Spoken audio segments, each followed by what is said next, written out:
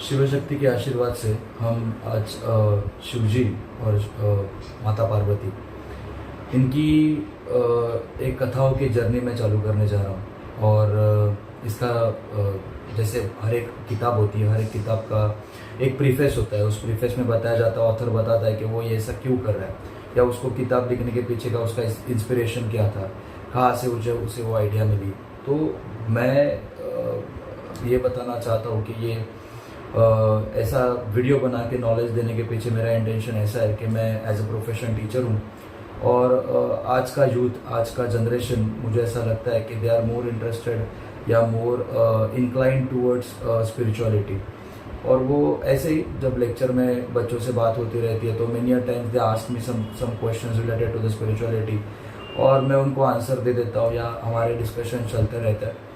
But ये कुछ limited students और लिमिटेड यूथ के लिए उस टाइम हो पाता है। और फिर अभी रिसेंटली मेरे गुरु की आज्ञा थी, तो उनकी आज्ञा के हिसाब से मैं भी ये सोच रहा हूँ कि यही अगर वीडियो बना के मैं किसी सोशल प्लेटफॉर्म पे इसको डालूँ तो ये ज़्यादा से ज़्यादा यूथ तक पहुँच सकता है।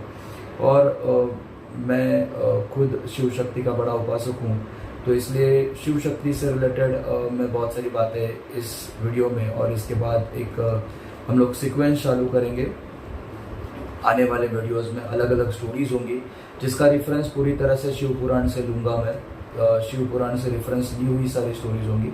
थोड़ी इंटरेस्टिंग फॉर्म में उसको नरेट करने की कोशिश करूँगा यहाँ पे, कि थोड़ी इंटरेस्टिंग हो। बिकॉज पुराण ये सब जो होते हैं तो वो होते बड़ी बड़ी किताबें हैं, और वो इतने बड़े होते हैं तो फिर उसको लोग पढ़ना पसंद नहीं करते, या इतनी बड़ी किताब पढ़ने में उनके पास टाइम नहीं होता। तो चलो पूरी किताब नहीं तो बट उसका एक एटलीस्ट समरी मैं लोगों को बता सकूं, या उसका सारांश स्टोरी फॉर्म में लोगों को बता सकूं, तो इतनी मेरी तरफ से सेवा हो जाएगी शिव शक्ति के चरणों में। तो यही सोच के मैंने ये थोड़ा सा एक इनिशिएटिव लिया हुआ है। और आगे ही वीडियोज़ आते रहेंगे, थोड़े थोड़े सीक्वल में एक के बाद एक वीडियोज़ में डालता रहूँगा। और आपको अगर पसंद आए तो आप आपकी तरह से जैसे सपोर्ट कर सकते हो वैसे आप सपोर्ट कर सकते हो। तो आज हम लोग शिव पुराण की कथाओं से चालू करते हैं। तो शिव पुराण जो है उनमें बहुत सारी ऐसी कथाएं हैं, और उन कथाओं से हमें बहुत सारी सीख भी दी जाती है। और आज के कलयुग में अगर आप ऐसे पुराण, मैं सिर्फ शिव पुराण की बात नहीं कर रहा हूँ, मैं खुद शिव शक्ति का उपासक हूँ इसलिए शिव पुराण पढ़ता हूँ। आप विष्णु पुराण पढ़ सकते हो, आप गरुड़ पुराण पढ़ सकते हो। अलग अलग पुराणों में जो मैसेज दिया हुआ है वो अलग अलग तरीके से दिया हुआ है, बट मैसेज कोई भी गलत नहीं है। आप किसी भी मार्ग को पकड़ो, आपको भगवान की तरफ ही जाना है। तो मैं जो आपको अभी ये जो स्टोरीज या जो बताने वाला हूँ उनका सारा रेफरेंस होगा शिव पुराण से। तो वही अभी शिव शक्ति को वंदन करके मैं शुरू करता हूँ। आज हमारी जो कहानी है उसमें दो कहानियाँ हैं। तो दोनों कहानियाँ जो ऐसी है कि वो एक लोगों के आचरण को बताती है कि आपका आचरण कैसे होना चाहिए, कैसे आपने अपने जो धर्म का पालन करना चाहिए। और हाँ, यहाँ पे मैं धर्म का मतलब ये नहीं कि किसी रिलीजन की बात कर रहा हूँ। यहाँ पे धर्म का मतलब ये है कि आपको जो काम करने के लिए ऊपर वाले ने भेजा गया है, आपको लगता है कि आप ये काम करने के लिए पैदा हुए और आप उसी काम को ईमानदारी से करो, दैट इज योर धर्म। जैसे मैं शिक्षक हूँ तो मैं एज अ टीचर मेरा काम ईमानदारी से कर रहा हूँ, तो वो मेरा धर्म होगा। तो वैसे ही हम अभी बात करते हैं। जो पहली कहानी है वो एक ब्राह्मण की है, जो देवराज ब्राह्मण, उसका अभी जैसे ब्राह्मण है तो ब्राह्मण का या जो काम होता है वो होता है कि आप वेदांत मतलब वेदाचार को फॉलो करो, आप लोगों की सेवा करो, उनके यहाँ पे पूजा पाठ करो, लोगों को एजुकेट करना, शास्त्रों से रिलेटेड, ये भी ब्राह्मणों का काम बताया गया है शिव पुराण में। बट इसी से रेफरेंस में ये जो कुछ देवराज नाम का ब्राह्मण है, ये उस अपने ब्राह्मण आचरण को फॉलो नहीं कर रहा, या अपने ब्राह्मण धर्म को फॉलो नहीं कर रहा है। और वो यहाँ पे करता है, वो जा रहा है मतलब वो लोगों से पैसे ले रहा है और ऐसी चीज़ें बेच रहा है जो लस्ट वो मोह माया को रिप्रेजेंट करती है, ठीक है। और वो पैसे भी लोगों को, बहुत सारे लोगों को उसने मारा हुआ है, उनको मार के उनके पैसे उसने लिए हुए हैं। वो प्रोस्टिट्यूशन कर रहा है, मतलब वेश्यागमन कर रहा है, वो वेश्याओं के पास जा रहा है। और ऐसा निकृष्ट दर्जे का, या हम लोग कह सकते हैं कि एकदम गिरी हुई हरकत वो कर रहा है और उसके वजह से उसका पूरा ज़िंदगी इसी में चला जाता है। और फिर एक दिन वो बड़ा बीमार हो जाता है और बीमारी में भटकते भटकते वो एक शिव मंदिर में आके रुक जाता है। वहाँ पे वो आश्रय लेने के लिए रुकता है और वहाँ पे कुछ ऋषि मुनि होते हैं, जो पुजारी होते हैं, वो वहाँ पे शिव कथा करते रहते हैं। तो उसी शिव कथा को उस मंदिर में रुके रुके वो जब तक उसकी सांसें चल रही है, वो बड़े बड़ा ध्यान देके उस शिव कथा को सुनता है। शिव कथा सुनते सुनते ही उसको मृत्यु आ जाती है और जैसे उसको मृत्यु आती है तो उसको ले जाने के लिए जो यमदूत आते हैं, वो यमदूत उसको ले जाते हैं, उसे पाशों से बांधते हैं और उसको खींच के ले जाते हैं। और रास्ते में वहाँ से शिव जी के पार्षदगण उनको मिलते हैं और पार्षदगण उसको वहाँ से यमदूतों से छुड़ा के लेके जाते हैं। ऐसा कहा गया है कि उन्होंने यमदूतों को मारा भी हुआ है। और जब वो ऐसा कर रहे होते हैं तो यमलोक में बड़ा कोलाहल मच जाता है और वहाँ पे जो यमराज खुद देखने के लिए आते हैं कि ऐसा क्यों हो रहा है। और जैसे वो शिव जी के पार्षदगण को देखते हैं तो उन्हें समझ में आता है कि ये मतलब इनसे पंगा लेना सही नहीं है, तो उनको वो शरण जाते हैं। और बाद में ये जो जमदूत जो शिव जी के पार्षदगण है, वो शिव जी के पार्षदगण उसे देवराज ब्राह्मण को लेके शिवलोक चले जाते हैं। अभी उसे शिवलोक की गति प्राप्त होती है सिर्फ और सिर्फ उसने उस मंदिर में बैठ के जो शिव पुराण जो चल रहा था, वो मरते अपने जीवन के आखिरी वक्त में उसने वो शिव पुराण सुना। पूरे जिंदगी भर उसने पाप किया, बट कुछ आखिरी क्षणों में अगर वो शिव पुराण सुन रहा है तो उसे शिवलोक की गति प्राप्त हुई। तो अगर मैं ऐसे लोग अगर इस शिव पुराण का कथन मतलब कथा कर रहा हूँ या पठन कर रहा हूँ और ये अगर हम लोग जिंदगी में एक बार भी कर पाए तो हमें कितने पुण्य की प्राप्ति होगी, इसका आप अंदाजा नहीं लगा सकते। तो ये थी एक देवराज ब्राह्मण की कथा। अभी इसके बाद की जो कथा है वो भी बड़ी इंटरेस्टिंग है और थोड़ी सी बड़ी है। उसमें मैं बहुत सारी चीज़ों का और भी रेफरेंस दूंगा जो मतलब मेरे बहुत सारे स्टूडेंट्स की भी वो क्यूरियोसिटी रही है और मुझे बहुत बार वो उससे रिलेटेड क्वेश्चन पूछते भी है। तो वो कथा चलती है तो उसके साथ मैं ये सब चीज़ों का भी रेफरेंस आपको दे दूंगा। जैसे कि दो दाम्पत्य मतलब हम लोग कह सकते हैं हस्बैंड वाइफ है और एक का नाम है बिदुम और हस्बैंड का नाम है बिदुम और उसकी वाइफ का नाम है चंचुला। तो जो बिदुम है बिदुम जो है वो भी उसी देवराज ब्राह्मण की तरह व्याभिचारी है, मतलब वही प्रोस्टिट्यूशन, वैसे ही अधर्म से पैसा कमाना और उसको अपनी जो पत्नी है, जो उसकी धर्म पत्नी जो चंचुला है, उसके तरफ उसका बिल्कुल भी ध्यान नहीं है। वो उसको बिल्कुल भी अच्छे से ट्रीट नहीं करता और उसका जो कार्य है या उसका जो भी काम है वो धर्मानुसार वो नहीं कर रहा है। और वो ब्राह्मण वो अपनी जो पत्नी है, धर्म पत्नी, उसको ध्यान ना देने की वजह से कुछ दिनों तक वो जो चंचुला है वो चंचुला भी अपने पत्नी धर्म का पालन पूरी तरह से करती है, बट पति के विरह और उसकी मतलब उसकी जो उसका जो क्या कह सकते हैं, उसका जो काम पीड़ा या वो काम पीड़ा से त्रस्त हो जाती है कि she is not able to control her desire कि पति है नहीं। तो शी स्टार्टेड वो क्या करती है कि वो चालू करती है दूसरे पुरुषों के साथ रहना, ठीक है। और उससे होता क्या कि वो इतने टाइम से अपना धर्म से आचरण करते आई थी, अपनी पतिव्रता धर्म का पालन करते आई थी, वो आज वो भी बुरा आचरण करना चालू कर देती है अपने पति की तरह। कुछ समय बाद वो जो बिदुंग है उस बिदुंग का हो जाता है मृत्यु, और उसका मृत्यु होने के बाद उसको जो आगे की जो उसको गति मिलती है, तो पहले तो उसको यमदूत लेके जाते हैं यम लोग, वहाँ पे उसको नरक में डाल के सारी यातनाएं जो उसको देनी होती है वो मिल जाती है। और वो उसके बाद उसका जो अगला उसको गति मिलता है वो जाता है वो पिशाच योनि में। अभी इसके ऊपर भी मेरे बहुत सारे स्टूडेंट्स ने मुझे पूछा था कि सर ये भूत और ये पिशाच ये सारी चीज़ें सच होती है नहीं होती। तो देखो, अगर मेरा मानना है होती है, अगर आपका या किसी का मानना अगर नहीं होगा तो उसमें मुझे कोई आपत्ति नहीं। आपके मतलब आप इंडिपेंडेंट हो, आप खुद के विचार खुद रख सकते हो। सो आप नहीं मानते, आप नहीं मानते, बट ये पिशाच योनि होती क्या है, ये मैं थोड़ा सा यहाँ पे एक्सप्लेन करना चाहता हूँ।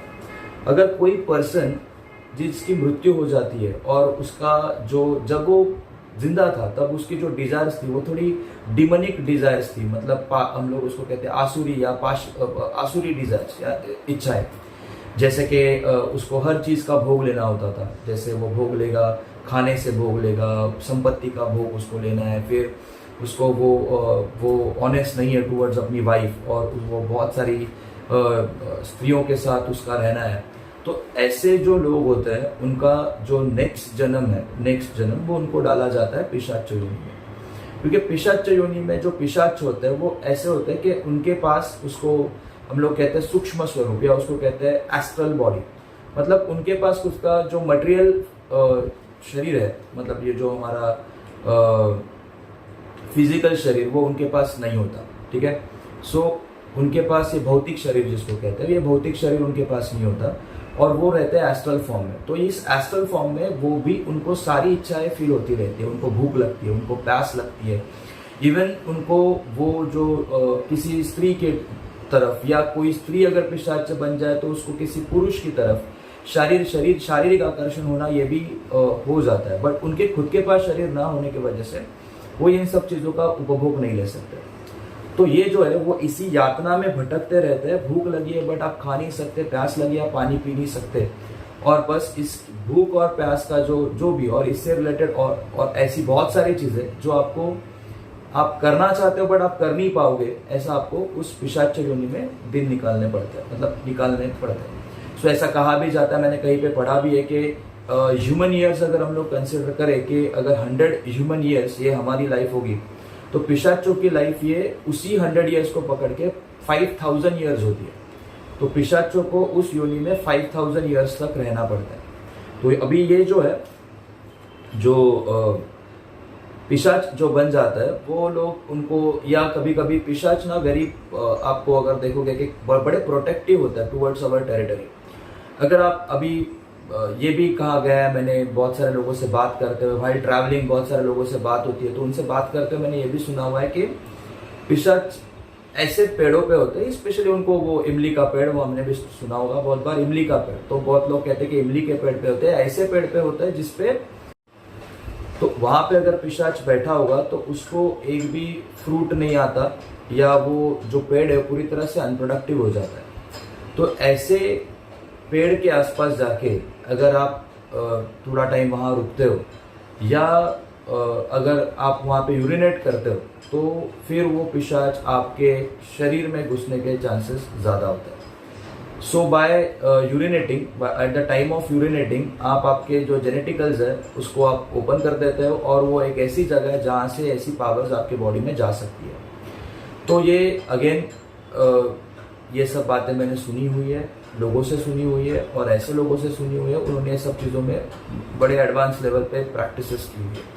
उन लोगों का ये सारा कहना है कि वो कहते हैं कि ऐसे पिशाच के आसपास, और जिस पर्सन पे पिशाच हावी हो जाता है उस पर्सन में आप कैसे पता कर सकते हो कि उसके पिशाच हावी हो चुका है? तो वो जो होता है ना, वो उसके बिहेवियर से आपको पता चलेगा।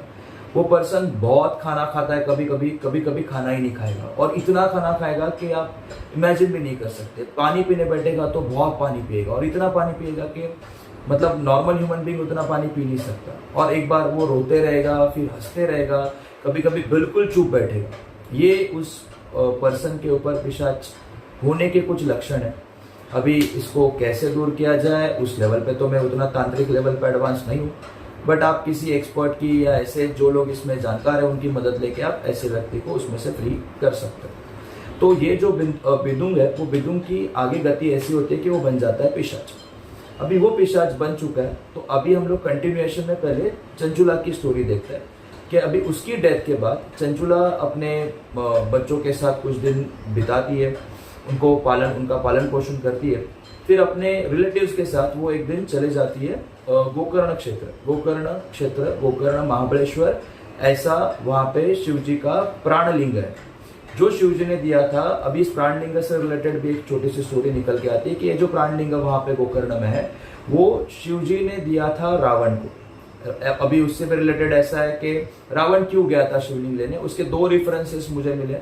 वन रेफरेंस इज दैट कि रावण की जो माँ थी कैकसी, वो मिट्टी के समुंदर के बाजू में मिट्टी के शिवलिंग बनाती थी और उस पर पूजा करती थी। तो और फिर जैसे पूजा हो जाए और या कहीं से बड़ी एक वेव आ जाए तो उस वेव के अंदर वो सारे जो शिवलिंग थे वो टूट जाते थे। फिर नेक्स्ट डे वो ऐसे वापस शिवलिंग बनाते रहती थी।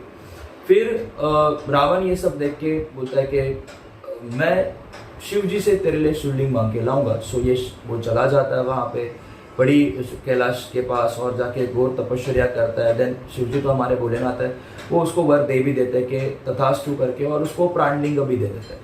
सो प्राणलिंग मतलब ऐसा है कि उसके अंदर क्या कहते हैं सम पार्ट ऑफ द प्राणा ऑफ शिव जी वो उसमें है, ठीक है। तो इसलिए हम लोग उसको कहते हैं प्राणलिंग। बट उसमें शिव जी एक कंडीशन रखते हैं कि ये मेरा प्राणलिंग है, इसको अगर तू ले जा रहा है तो कहीं रास्ते में नहीं रख सकता।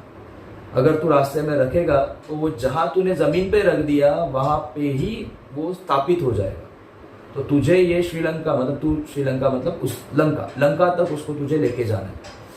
और ये एक रेफरेंस था। दूसरा रेफरेंस ऐसा था कि रावण को पता था कि अगर उसके पास शिव जी का प्राणलिंग होगा तो उसके जितना पावरफुल कोई और हो ही नहीं सकता। और रावण था ही वैसे, क्योंकि उसने वो शिव जी का महान भक्त ऐसे कहते भी है, बट उसने बड़ी अच्छी तरीके से शिव जी को मैनिपुलेट किया, उनसे उनकी भक्ति करके, उनसे गुन्स लेके उसने उसका कोई सदुपयोग हम लोग बोल सकते, कोई सही इस्तेमाल नहीं किया। तो ये जो शिवलिंग है वो जब रावण ले जा रहा है तो वो है तो ब्राह्मण, तो उसको करनी होती है स्नान संध्या। तो स्नान संध्या करते वक्त उसको वो शिवलिंग, अगर वो सोच रहा है कोई मुझे दिख जाए तो मैं वो शिवलिंग उसको दे दूं, तो तभी गणेश जी वहां पे प्रकट होते हैं और गणेश जी एक छोटे बच्चे का रूप लेके उनके पास जाते हैं। उनको देख के रावण कहता है कि हाँ ठीक है, ये शिवलिंग ये बच्चे तो ये शिवलिंग पकड़ेगा? तो कहते हैं हाँ मैं पकड़ूंगा। और उसको बता के जाते हैं कि इसको जमीन पे नहीं रखना जब तक मेरी स्नान संध्या हो नहीं जाती। और ऐसा होता है कि अगर कोई ब्राह्मण स्नान संध्या करेगा तो वो आधी नहीं छोड़ सकता, उसको पूरी स्नान संध्या का जो प्रक्रिया होता है पूरा करके उसको वापस आना है या पूरी स्नान संध्या करनी होगी। तो रावण जैसे स्नान संध्या करना चालू हो जाता है, थोड़ा टाइम हो जाता है, गणेश जी जोर से चिल्लाते हैं मेरा हाथ दुख रहा है, मैं इसको पकड़ नहीं सकता, और वो उस शिवलिंग को नीचे रख देता है। जब तक रावण वापिस आता है तो वो देखता है कि शिवलिंग जमीन पे रखा हुआ है और वहीं पे वो स्थापित हो जाता है। उसके बाद रावण ने बहुत कोशिश की उस शिवलिंग को वहां से उठाने की, बट रावण उसको उठा नहीं पाया और बिना शिवलिंग का ही रावण को अपने घर जाना पड़ा। राम जी का बड़ा भक्त हो इसलिए बार बार वो श्रीलंका मुझ से आ रहा है। तो वो उसे लेके लंका नहीं जा पाया। फिर वो शिवलिंग जहाँ स्थापित हुआ वो जगह है Gokarna Mahabaleshwar, which is in Karnataka right now. Karnataka में आता है वो, मुरुडेश्वर के पहले आता है। तो कर्नाटक में आप जाके वहाँ पे दर्शन कर सकते हो।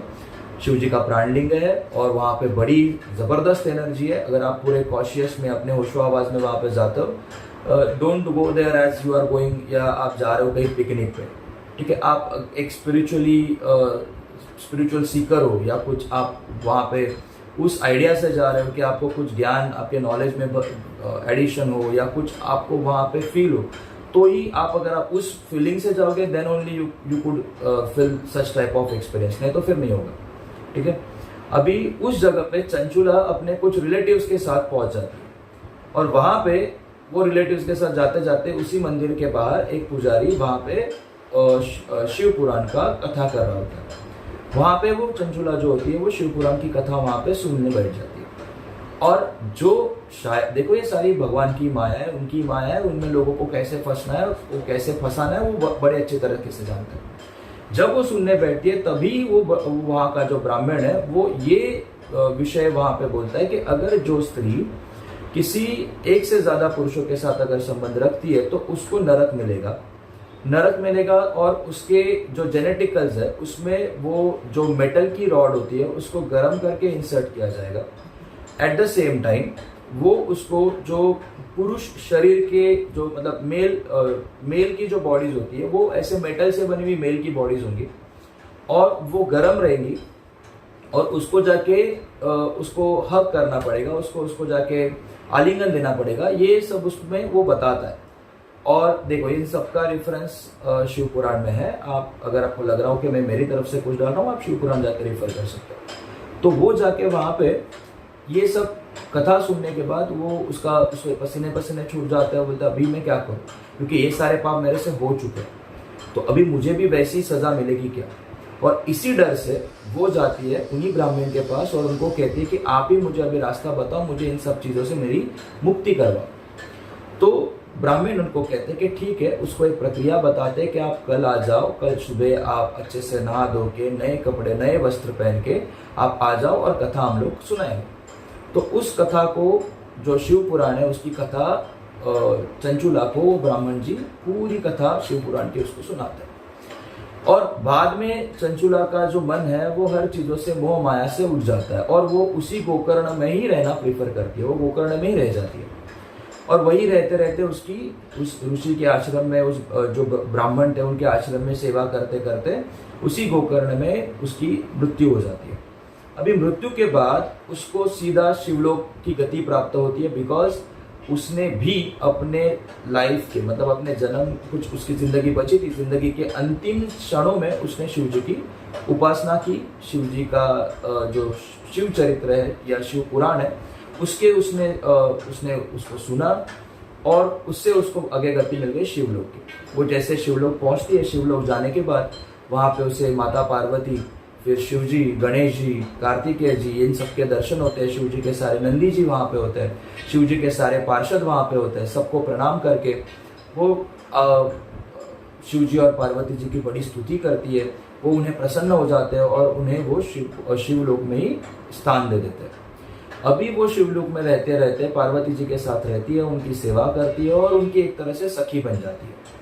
अभी उनकी सखी बनने के बाद एक दिन पार्वती जी देखती है कि ये दुखी रहती है थोड़ी सी, तो वो कहती है कि अभी तो शिवलोक आ गई, तो अभी तुझे दुख क्यों है। तो चंचुला उसे कहती है कि मेरे जो पति थे उनका नाम विदु और वो, उनकी मृत्यु मेरे से पहले हो गई। अभी उन्होंने तो इतने पाप किए होंगे, तो उनके साथ क्या हुआ होगा, इसी बात की चिंता मुझे खाई जा रही है। तो पार्वती जी है, शी इज़ वो तो त्रिकालदर्शी है, भगवान है, वो उनको सब पता है, शी इज़ आदिशक्ति। तो वो उन्हें कहती है कि आपका जो पति है उसे पिशाच योनि में डाला गया है और वो विंध्य पर्वत के ऊपर यहाँ वहाँ एक भटक रहा है। वो अपनी जो पिशाच योनि की जो यातना है उन यातनाओं को भोग रहा है। तो आप वहाँ पे, मतलब वो वहाँ पे वैसा है। तो वो अगेन जो चंचुला है उसे बड़ा बुरा लगता है कि अपनी पति की ये गति देख के, और वो पार्वती जी से प्रार्थना करती है कि आप उनकी भी कुछ अच्छी गति हो, इसके लिए आप कुछ करो। तो पार्वती जी कहते हैं कि पार्वती जी है, वो भी आदिशक्ति है, माँ है, वो बड़ी दयालु है, सब पे उनकी कृपा होती है। आप थोड़ी सी उनसे एक छोटे बच्चों की तरह कुछ मांग के देखो, और वो ना दे तो आप बताओ, वो देंगी, और हमेशा दिया है उन्होंने, मेरे साथ तो हमेशा हुआ है। बट आपको मांगना है बच्चों की तरह, एक छोटे बच्चों की जैसे लाड प्याड होते हैं वैसे आदिशक्ति के पास छोटे बच्चों की तरह छोटा होके जाओ, उम्र का लिहाज मत रखना, बूढ़े भी हो चुके हो तो भी छोटे बच्चों की तरह मांगो, आपको दे देगी। तो वैसी जो हमारी चंचुला है, चंचुला को वो कहती है कि ठीक है। तो वो वहाँ पे एक तुम्बरु नाम के गंधर्वराज है, उनको वो बुलाती है और उन गंधर्वराज को कहते हैं कि आप ना इस चंचुला के साथ आप विंध्य पर्वत पे जाओ। विंध्य पर्वत पे जाके वहाँ पे एक पिशाच है, उसको पकड़ के आप उसको पूरी की पूरी शिव कथा, शिव पुराण का उसको श्रवण करवाओ, उसकी कथा वहाँ पे करवाओ, और बाद में फिर उसका वो पिशाच योनि से उसकी मुक्ति हो जाएगी। तो गंधर्वराज उसने अपनी चंचुला को लेके वह विंध्य पर्वत के ऊपर चले जाता है, और वहाँ पे वो देखते हैं कि एक बड़ा सा पिशाच यहाँ वहाँ भटक रहा है। और वो जो पिशाच है कभी हंस रहा है, कभी रो रहा है, कभी यहाँ मतलब यहाँ जा रहा है, वहाँ जा रहा है, कभी शांति से बैठा हुआ है। तो वो उसे देख के अभी वो पिशाच है, उससे तो वो आप अगर उसको सुनाने जाओगे तो वो आराम से तो आपकी शिव कथा सुनने वाला है नहीं, और उसमें बाधाएं डालेगा। तो गंधर्वराज पहले क्या करते हैं, उसको उसे पाशों से बांध देते हैं, अपने मंत्रों के पाशों से उसको बांध देते हैं कि वो कहीं जाए ना। फिर वो एक वहाँ पे एक अच्छी सी जगह देके एक अच्छा सा मंडप लगाते हैं, और उस मंडप में वो उस शिव पुराण की कथाएं करना चालू करते हैं। उसमें उस पिशाच को लाके बैठा देते हैं और उसके सामने वो सारी शिव कथाएं शुरू कर देते हैं। अभी गंधर्वराज तुम्बरु वहाँ पे शिव कथा करने आए तो आजू बाजू में जैसे लोगों को पता चलता है तो इन शिव कथा का श्रवण करने के लिए जितने भी बड़े बूढ़े जो भी हो आजू बाजू के जो ऋषि मुनि सब उस कथा को सुनने के लिए वहाँ पे आ जाते हैं और उस कथा का शिव जी की कथा का बड़ा आस्वाद लेते हैं। वो उनको भी उतना ही फल या पुण्य प्राप्ति होगी। और फिर एक शिव पुराण की कथा जैसे खत्म होने के बाद वो जो पिशाच है वो अपने मूल शरीर में आ जाता है। उसके सारे बदन पे वो ऐसा जिसको हम लोग कपूर कहते हैं, जिसे हम लोग शिव जी को कहते हैं कर्पूर गौरम, तो वैसे ही वो कपूर की तरह शुभ्र, मतलब वैसी उसकी स्किन, और वो वहाँ पे अपने मूल रूप में आ जाता है। और फिर वो उसने रुद्राक्ष पहने हुए होते हैं और फिर वो अपने मूल रूप में आने के बाद जो चंचूला है वो खुश हो जाती है। फिर आगे दोनों भी वहाँ पे जो शिव जी के पार्षद है वो आ जाता है एक विमान से, और उस विमान में चंचूला और जो बिदुंग है उसको लेके वो शिवलोक चले जाता है। शिवलोक में उन दोनों का स्वागत किया जाता है। शिव जी उसको आशीर्वाद, शिव जी माँ पार्वती उनको आशीर्वाद देती है और उसके बाद वो उस आशीर्वाद से वहीं पे रहना चालू कर देते हैं और शिव जी उसको अपना एक पार्षदगण बना लेते हैं। तो यहाँ तक आपको ये मेरी जो कथा है, जो जिसमें 2 कथाएं मैंने अभी दी थी कि एक था देवराज नाम का जो ब्राह्मण था उसकी कथा, और दूसरी कथा ये 2 दाम्पत्य की जो थी, एक चंचूला और बिदुम। ठीक है, तो देखो आप अगर जिंदगी में जरा सा भी अच्छा काम करो, थोड़ा सा भी पुण्य आप कमा सको तो आपकी गति अच्छी होगी। और शिव कथा कहो या किसी और जैसे विष्णु जी की कथा है आप सुनो, तो अगर आप ऐसा कुछ पुण्य काम करते हो तो आपकी गति अच्छी ही होगी। तो अभी आगे की कथाओं के साथ हम लोग अगले वीडियो में मिलते हैं, तब तक नमस्कार।